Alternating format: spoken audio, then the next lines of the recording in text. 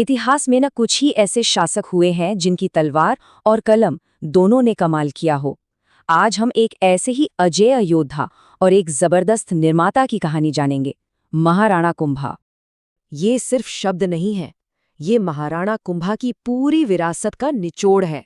कुंभलगढ़ की वो दीवार जिसे कोई पार नहीं कर सका, और चित्तौड़ का वो विजय स्तंभ, ये आज भी उनकी सोच और उनकी ताकत की गवाही देते हैं।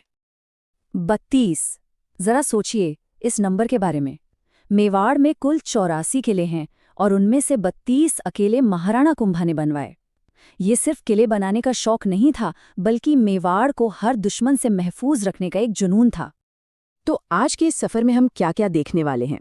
सबसे पहले हम उनका परिचय जानेंगे, फिर बात करेंगे कि कैसे मुश्किल हालातों में उनका राज्याभिषेक हुआ, कैसे उन्होंने मेवाड़ पर दोबारा अपना कंट्रोल हासिल किया, उनकी लड़ाइयों के बारे में जानेंगे, कला में उनका क्या योगदान था ये देखेंगे, और आखिर में बात करेंगे उनकी दुखद मौत और अमर विरासत की। तो चलिए सबसे पहले ये जानते हैं कि आखिर कौन थे महाराणा कुंभा और वो किन हालातों में मेवाड़ के राजा बने। 1417 में जन्मे कुंभा की जिंदगी किसी फिल्म की कहानी से कम नहीं थी। सोचिए, महज 16 साल की उम्र में मेवाड़ की गद्दी पर बैठकर उन्होंने लड़ाई, जीत और निर्माण का एक ऐसा दौर शुरू किया जो इतिहास में हमेशा के लिए दर्ज हो गया। लेकिन इस शानदार कहानी का अंत बहुत ही दर्दनाक था। जब कुंभा राजा बने तो उन्हें फूलों का हार नहीं मिला, बल्कि कांटों का ताज मिला था। मेवाड़ का राज्य उस वक्त साजिशों और विद्रोहों की आग में जल रहा था। साल था 1433। एक बहुत बड़े धोखे ने मेवाड़ को हिलाकर रख दिया। उनके अपने ही पिता राणा मोकल की उन्हीं के रिश्तेदारों ने बड़ी बेरहमी से हत्या कर दी, और इस घटना ने पूरे राज्य को एक गहरे संकट में डाल दिया। उस खूनी माहौल के बीच कुछ वफादार सैनिकों ने किसी तरह युवा कुंभा को बचाया और उन्हें चित्तौड़गढ़ के सुरक्षित किले में ले आए। उनकी दादी हंसाबाई हर पल इसी डर में जी रही थी कि कहीं साजिश करने वाले उनके पोते को भी न मार दें। तो अब इस नौजवान राजा के कंधों पर एक बहुत बड़ी जिम्मेदारी थी। पहले अपने पिता के कातिलों को सजा देना और फिर मेवाड़ की बिखरी हुई ताकत को फिर से एक करना। मदद के लिए कुंभा की दादी हंसाबाई ने अपने भाई मारवाड़ के राजा रणमल राठौड़ को बुलाया। लेकिन रणमल मदद के भेष में एक ऐसा मेहमान बनकर आया जिसकी नज़र मेवाड़ के तख्त पर थी। रणमल ने धीरे धीरे मेवाड़ के शासन में अपनी पकड़ बनानी शुरू कर दी। उसने वफादार सरदारों को हटाकर अपने लोगों को बड़े बड़े पदों पर बिठा दिया, और हद तो तब हो गई जब उसने खुद कुंभा को ही मारने का प्लान बना लिया। लेकिन कहते हैं ना, हर साजिश की एक कमजोर कड़ी होती है। यहाँ वो कड़ी थी रणमल की अपनी ही एक दासी भारमली, जो दिल से मेवाड़ के साथ थी। उसी ने इस साजिश का पर्दाफाश कर दिया। अब मेवाड़ के वफादारों ने एक जबरदस्त चाल चली। उन्होंने मेवाड़ के पुराने हीरो चूंडा, जिन्हें देश निकाला दे दिया गया था, उन्हें वापस बुलाया। फिर भारमली की मदद से रणमल को शराब के जाल में फंसाया गया, और जैसे ही वो नशे में धूत हुआ, चूंडा के सैनिकों ने हमला बोल दिया और उसे मार गिराया। कहा जाता है कि जब रणमल पर हमला हुआ तो दरबार के एक संगीतकार ने इसी दोहे से उसके बेटे जोधा को खबरदार किया। ये एक तरह का कोड था जिससे जोधा को पता चल गया कि उसके पिता मारे गए हैं और उसे भाग जाना चाहिए। इसी एक लाइन ने जोधा की जान भी बचाई और मेवाड़ को एक बहुत बड़े खतरे से भी।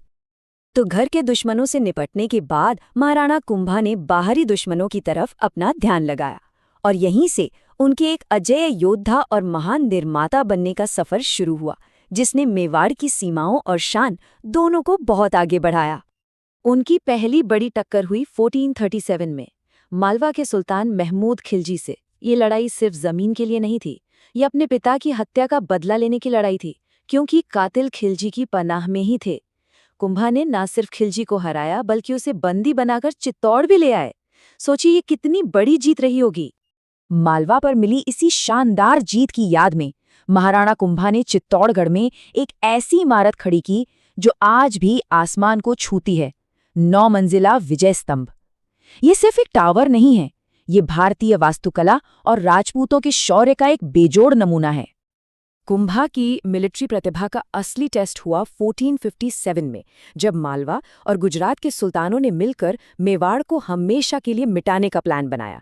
लेकिन कुंभा ने उनकी मिलीजुली फौज को बदनौर की लड़ाई में ऐसी करारी हार दी कि उन्होंने फिर कभी मेवाड़ की तरफ आंख उठाकर देखने की हिम्मत नहीं की। लेकिन महाराणा कुंभा की महानता सिर्फ जंग के मैदान तक ही सीमित नहीं थी।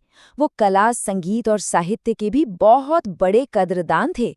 असल में उनके शासनकाल को मेवाड़ का सुनहरा दौर माना जाता है। उनका ध्यान सिर्फ लड़ाइयों पर नहीं था।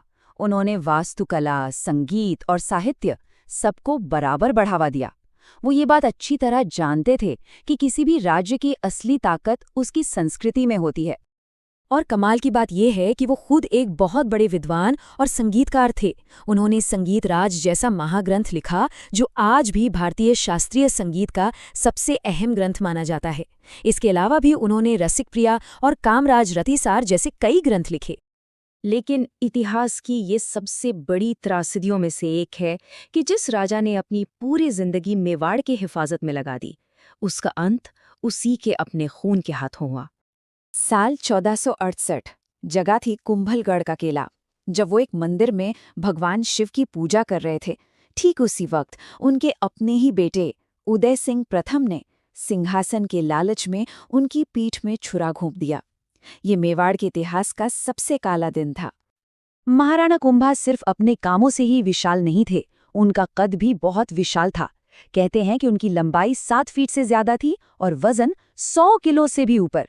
और जैसा कि हमने शुरू में बात की, 32 किले उन्होंने बनवाए। वाकई एक जबरदस्त शख्सियत। और ये सब जानने के बाद एक सवाल मन में जरूर उठता है कि महाराणा कुंभा जैसे महान निर्माता और योद्धा, जिन्होंने भारत की संस्कृति और सुरक्षा में इतना बड़ा योगदान दिया, उनकी कहानी अक्सर इतिहास के पन्नों में क्यों दबकर रह जाती है? ये एक ऐसा सवाल है जिसका जवाब शायद हम सबको मिलकर खोजना होगा।